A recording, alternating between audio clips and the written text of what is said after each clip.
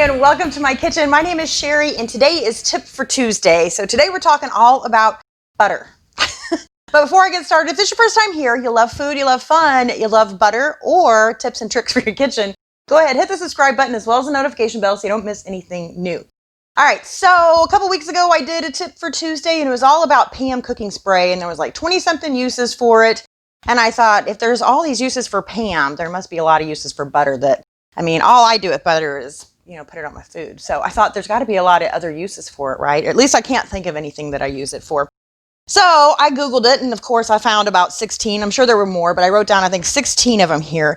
And then I decided there were other things that I wanted to do as Tip for Tuesday videos. So this is about 3 weeks old. I don't remember what I wrote down. I don't remember what it said. So we're going to read these together and see what we think. All right, so 16 butter tips I wrote down. Number 1, help swallow pills. So I like the taste of butter. I don't have a problem swallowing pills. So that sounded bad. But I don't think I need the help of butter. So I don't know if that means you're supposed to melt it or I don't know. I guess it just helps it go down easier, but I don't know how. I just think you should probably just use some water. I don't know about butter.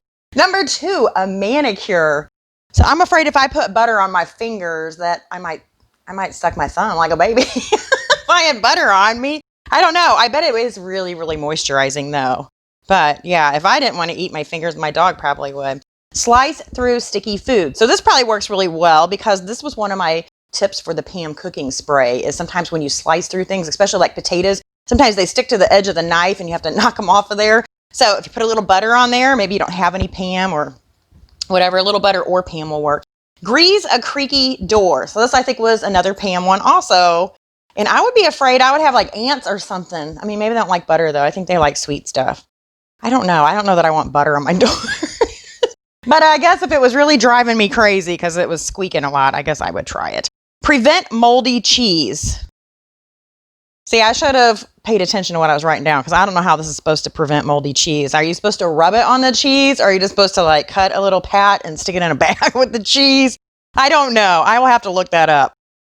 I will let you know when I find that out. I have no idea. All right, shoveling snow. And for some reason, I wrote quarter cup in parentheses. So I'm guessing you melt a quarter cup of butter and rub it on your snow shovel. That seems like a waste of butter. Unless you're going to make ice cream. I like to make ice cream out of snow. I don't know if you guys have ever done that. I'm going to have to do a video on that I was going to say this weekend, but it's not going to snow this weekend. It's June. So this winter, I'll have to do a video on that.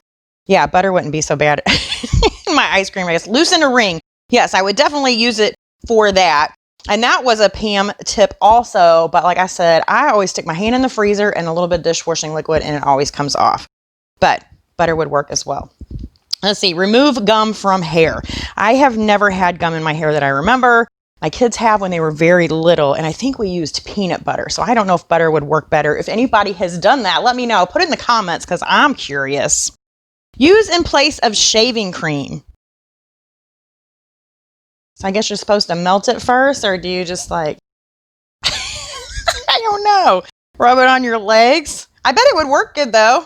I bet you this would be a good conditioner on your hair too. I know like when I was younger, I used to put mayonnaise on my hair because I read somewhere that like that was good. That stuff is hard to get out of your hair though. Shine leather. Yeah, I bet it would work for shining leather. So I guess you just rub a little bit like on a cloth and untangle a knotted necklace. That I will have to try. So before I started selling Pampered Chef, I sold jewelry. And we had a weekend. At one time, I had over 10,000 pieces of jewelry. That was my inventory. And we would pack the stuff up when we would do these huge events. And one time we went to an event and it was super windy. All my stuff got knocked over. I was untangling jewelry for, oh my gosh. And my husband's like, why don't you just put it all in the trash? And we'll just mark it up as a loss. And I said, if I can fix 4 pieces in an hour, it was $5 jewelry, that I could make 20 bucks an hour. So I was going to fix that stuff. And maybe I should have had some leather at the time.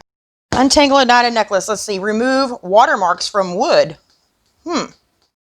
I have on my table, not watermarks, but steam. I have steam marks. I'm taking a really hot plate and putting it on the wood and it creates a ring. I actually did it to my daughter's table one time too. Sorry, Kayla. But I did it to my table.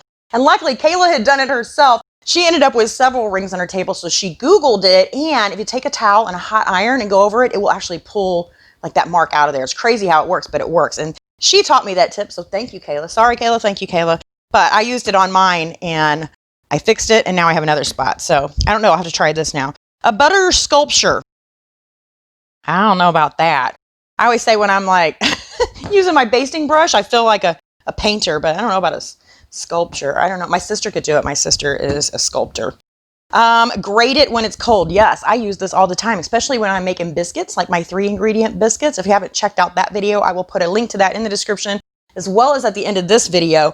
But I actually like to freeze my butter, not just have it cold, but freeze it, and I grate it. So normally you would have little, people use like a pastry blender and cut up the butter into little tiny chunks. But I feel like if I just grate it and then I just kind of mix it loosely with the flour, it's a lot easier.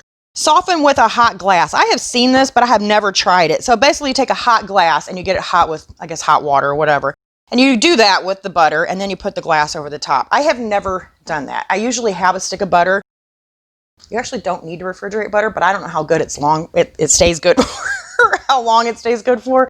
But I always have a stick of butter on the table for whatever. So I've always usually got, some that's softened, or I plan in advance. If I know I'm going to make something like buttercream frosting and I need 2 or 4 sticks, I leave it sit out. Let's see. Distract your cat from guest. Here's another one that I probably should have wrote down what the hell they were talking about, because I don't know what you're supposed to do with butter to keep the cats away from your guest. But I will look it up. We'll look it up, and I'll put it in the video so you guys know. Or maybe you already know. If you know, put it in the comments, because I have no idea. But anyway, that is your tip for Tuesday, so I hope y'all enjoyed that. I will see you again next Tuesday with another tip. I thank you so much for watching. Bye.